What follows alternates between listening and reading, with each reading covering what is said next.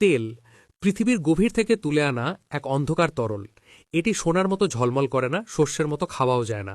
তবু 1 শতাব্দীরও বেশি সময় ধরে তেলই নির্ধারণ করেছে জাতির ভাগ্য, গড়েছে যুদ্ধ, সৃষ্টি করেছে সাম্রাজ্য, ধ্বংস করেছে অর্থনীতি এবং নতুন করে লিখেছে বৈশ্বিক ক্ষমতার মানচিত্র। আপনি যে গাড়িটি দেখেন, আকাশে উড়ে যাওয়া প্রতিটি বিমান, গুঞ্জন তোলা প্রতিটি কারখানা আর যে প্লাস্টিক বস্তুটি ছুঁয়ে দেখেন, সবকিছুর গায়েই তেলের ছাপ আছে। আধুনিক বিশ্ব শুধু টাকার ওপর চলে না, এটি চলে তেলের ওপর। আর যে তেল নিয়ন্ত্রণ করে সে প্রভাব, ক্ষমতা ও টিকে থাকার নিয়ন্ত্রণও ধরে রাখে। তেল রাজা হওয়ার আগে বিশ্ব চলত পেশিশক্তি, বাতাস, কাঠ আর কয়লার ওপর। মানব শ্রম, পশু, নদী ও বাষ্প প্রাচীন সভ্যতা ও শিল্পকে চালিয়েছে। কয়লা প্রথম শিল্প বিপ্লবের জ্বালানি ছিল, কিন্তু তা ভারী, নোংরা এবং সীমাবদ্ধ।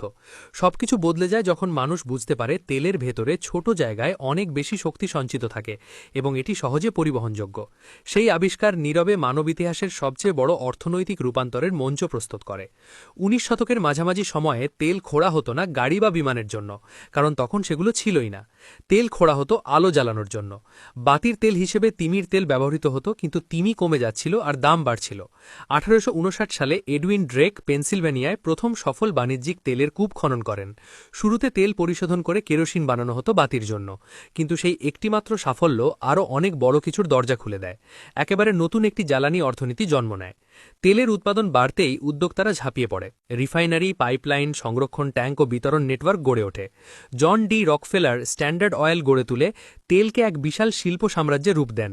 দক্ষতা, নিয়ন্ত্রণ ও পরিসরের মাধ্যমে তিনি খরচ কমান এবং বাজারে আধিপত্য স্থাপন করেন।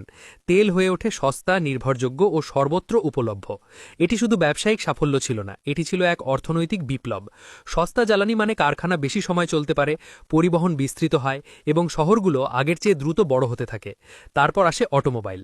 ২০ শতকের শুরুতে গাড়ি তেলকে আলো থেকে পরিবহনে নিয়ে যায়। কেরোসিনের জায়গায় সবচেয়ে মূল্যবান পণ্য হয়ে ওঠে পেট্রোল। সড়ক বিস্তৃত হয়, উপশহর গড়ে ওঠে এবং ব্যক্তিগত চলাচল সমাজকে নতুনভাবে গড়ে তোলে। তেলের চাহিদা বিস্ফোরণের মতো বাড়ে।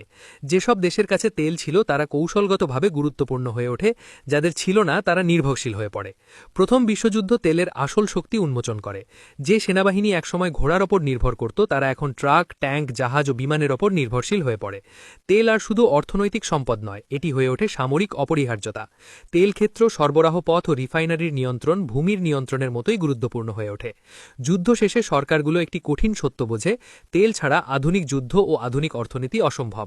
১৯৪৫-এর পর তেল বৈশ্বিক অর্থনৈতিক প্রবৃদ্ধির মেরুদণ্ড হয়ে ওঠে। কারখানা বিস্তৃত হয়, বাণিজ্য বিস্ফোরিত হয় এবং ভোক্তা সংস্কৃতি ছড়িয়ে পড়ে। প্লাস্টিক, সার, রাসায়নিক, কৃত্রিম উপাদান সবই আসে তেল থেকে। কৃষি, জ্বালানি ও পেট্রোকেমিক্যালের ওপর নির্ভরশীল হয়ে খাদ্য উৎপাদন বাড়ায়, কিন্তু একই সঙ্গে টিকে থাকাকে জ্বালানির দামের সঙ্গে বেঁধে ফেলে। তেল ইউরোপের পুনর্গঠন ও জাপানের উত্থানকে শক্তি যোগায়। অর্থনৈতিক প্রবৃদ্ধি ও তেল ব্যবহার একসঙ্গে এগোয়, কিন্তু এই নির্ভরতা ঝুঁকিও নিয়ে আসে। ১৯৭৩ সালে তেল উৎপাদনকারী দেশগুলো তেলকে রাজনৈতিক অস্ত্র হিসেবে ব্যবহার করে। তেল অবরোধ বিশ্বকে স্তব্ধ করে দেয়। দাম আকাশছোঁয়া হয়, অর্থনীতি ধীর হয়ে যায়, মুদ্রাস্ফীতি বেড়ে যায় এবং পেট্রোল পাম্পে লাইন পড়ে। প্রথমবার মানুষ বোঝে আধুনিক জীবন কতটা ভঙ্গুর। হাজার মাইল দূরের একটি সিদ্ধান্ত দাম বাড়াতে পারে, তাক ফাঁকা করতে পারে এবং সরকারগুলোকে অস্থিতিশীল করতে পারে। সেই মুহূর্ত থেকে তেল আর শুধু পণ্য নয়, এটি হয়ে ওঠে ভূ রাজনৈতিক হাতিয়ার। তেলের দাম মুদ্রাস্ফীতি, সুদের হার ও প্রবৃদ্ধিকে প্রভাবিত করে। কেন্দ্রীয় ব্যাংকগুলো তেল মার্কেট সতর্ক নজরে রাখে। তেলের দামে হঠাৎ বৃদ্ধি মন্দা ডেকে আনতে পারে। ধস নামলে তেল নির্ভর অর্থনীতি ধ্বংস হয়ে যেতে পারে। তেল সমৃদ্ধ দেশগুলো দ্রুত বড় হয়, কিন্তু সঙ্গে আসে দুর্নীতি, বৈষম্য ও অস্থিরতা। এটাই পরিচিত হয় সম্পদ অভিশাপ নামে। তেল সম্পদ পুরো নাতিকে নতুনভাবে গড়ে তোলে। কেউ এটি ব্যবহার করে অবকাঠামো, শিক্ষা ও সার্বভৌম সম্পদ তহবিল গড়ে তোলে, কেউ বা সংঘাত ও অপব্যবহারে তা নষ্ট করে। একই সম্পদ এক জায়গায় সমৃদ্ধি আনে, অন্য জায়গায় দারিদ্র্য ডেকে আনে। তেলের টাকা রাষ্ট্রকে শক্তিশালী করতে পারে বা ভিতর থেকে ফাঁপা করে দিতে পারে। সবই নির্ভর করে শাসনের ওপর। আর্থিক বাজার তেলকে লেনদেনযোগ্য সম্পদে রূপ দেয়। ফিউচার চুক্তি, জল্পনা ও বৈশ্বিক মূল্য নির্ধারণ তেলকে মুদ্রা, শেয়ার বাজার ও ঋণের সঙ্গে যুক্ত করে। তেলের দামের পরিবর্তন সেকেন্ডের মধ্যেই গ্লোবাল মার্কেট নাড়িয়ে দিতে পারে। তেল রপ্তানিকারী দেশগুলো বুমের সময় বিপুল আয় করে আর ধসের সময় সংকটে পড়ে। আমদানিকারী দেশগুলো দাম বাড়লে বাণিজ্য ঘাটতি ও মুদ্রাস্ফীতিতে ভোগে। একবিংশ শতকে তেল আধিপত্য বজায় রাখলেও ফাটল দেখা দিতে শুরু করে। পরিবেশগত ক্ষতি, জলবায়ু পরিবর্তন ও দূষণ প্রশ্ন তোলে। নবায়নযোগ্য জ্বালানি প্রযুক্তি এগোয়। বৈদ্যুতিক যানবাহন পেট্রোলের চাহিদাকে চ্যালেঞ্জ করে। তবু তেল বৈশ্বিক ব্যবস্থায় গভীরভাবে প্রথিত থাকে। এমনকি গ্রিন প্রযুক্তির সরবরাহ শৃঙ্খলও তেলভিত্তিক। সাম্প্রতিক দশকগুলো তেলের দ্বিমুখী মুদ্রামুখী ধার স্পষ্ট করে। উচ্চ দাম রাজস্ব আনে কিন্তু মুদ্রাস্ফীতিও বাড়ায়। কম দাম ভোক্তাকে স্বস্তি দেয় কিন্তু উৎপাদকদের ধ্বংস করে। তেল অঞ্চলের সংঘাত আজও গ্লোবাল মার্কেটে ঢেউ তোলে। সরবরাহ মজুত, পাইপলাইন, নিষেধাজ্ঞা ও জোট সবই ঘরে জ্বালানি সুরক্ষাকে কেন্দ্র করে। তেল পরিবহনকে সস্তা করে এবং বাণিজ্যকে বিশাল করে গ্লোবালাইজেশন গড়ে তুলেছে। এটি পণ্যকে কম খরচে মহাসাগর পেরোতে দিয়েছে। এটি বহুজাতিক কর্পোরেশন ও রপ্তানিকারক রাষ্ট্রের হাতে ক্ষমতা কেন্দ্রীভূত করেছে। এটি আধুনিক জীবনমান তৈরি করেছে, আবার অর্থনীতিকে কার্বন নির্ভরতায় আটকে দিয়েছে। তেলের গল্প শেষ হয়নি। এটি অগ্রগতি ও ধ্বংস, সম্পদ ও যুদ্ধ, উদ্ভাবন ও শোষণের গল্প। তেল মধুনিক অর্থনীতি গড়েছে, কিন্তু একই সঙ্গে তার দুর্বলতাও উন্মোচন করেছে।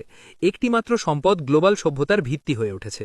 শেষ পর্যন্ত তেলের সবচেয়ে বড় প্রভাব হয়তো শুধু অর্থনৈতিক নয়, এটি মানবতাকে একটি শিক্ষা দিয়েছে। জ্বালানি মানেই ক্ষমতা, নির্ভরতা মানেই ঝুঁকি, আর সমাজ যে সম্পদের বিষয়ে যে সিদ্ধান্ত নেয় সেটাই তার ভবিষ্যৎ গড়ে দেয়। তেলের ইতিহাস আসলে মধুনিক সভ্যতার ইতিহাস, আর বিশ্ব যখন ধীরে ধীরে বিকল্প খুঁজছে, তেলের ছায়া এখনও প্রতিটি মার্কেট, প্রতিটি নাতি ও প্রতিটি জীবনের পিছু ছাড়ছে না।